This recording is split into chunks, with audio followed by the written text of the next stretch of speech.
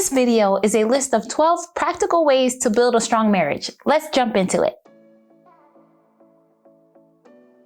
Hey newlies, Kenya Nunez here and welcome to Forever Newlywed. So, there's no one list, right? Neither is this list in order of importance. There are just some things I've learned over time that have proven to strengthen my marriage, and I want to share them with you.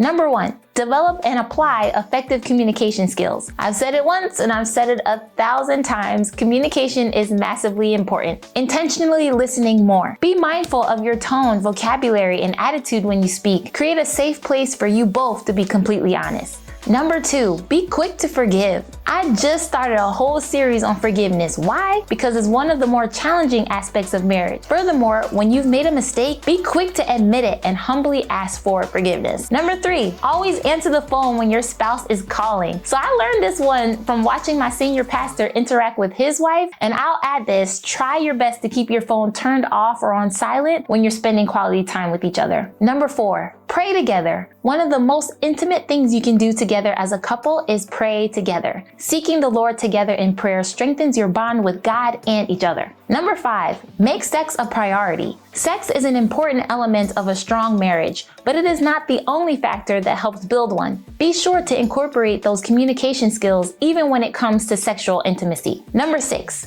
join a community of faith. From my experience, being a part of a thriving church has enhanced my marriage. Regular fellowship with other believers can make a huge difference in your life overall. Furthermore, you want to avoid spending time with people who don't value marriage or may tempt you to compromise your character. Number 7, pick your battles. Every issue doesn't have to turn into a fight. If you believe the issue is truly important, discuss it in a respectful way with your spouse. Number 8, don't compare your marriage to other people's marriages or relationships. This is a recipe for disaster. Comparing your spouse with other spouses opens the door to envy, coveting, jealousy, complaining, simply being unsatisfied, and potential adultery. And I'm gonna leave that one right there. Number 9, try to be the biggest servant in the house. I read this one in an article and I thought it was so on point. The goal is not to keep score or monitor how your spouse is serving. Get your service in check. Ask yourself how you can be a better servant to your spouse. Number 10, remember that your spouse can never meet all of your needs. This sounds like a weight lifted. Your spouse was not designed to meet all your needs. That's the Lord's space. Look to God as your source of satisfaction. But always keep in mind that you and your spouse have been divinely connected.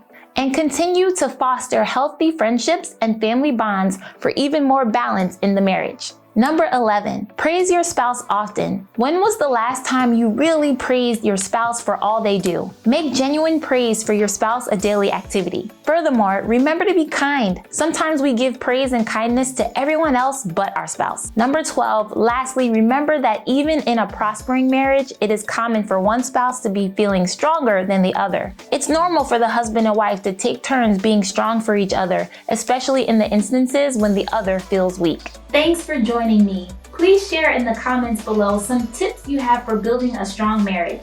Also, if this is your first time on the channel, I'd love for you to like, subscribe, and hit the notification bell so you never miss out on the engagement.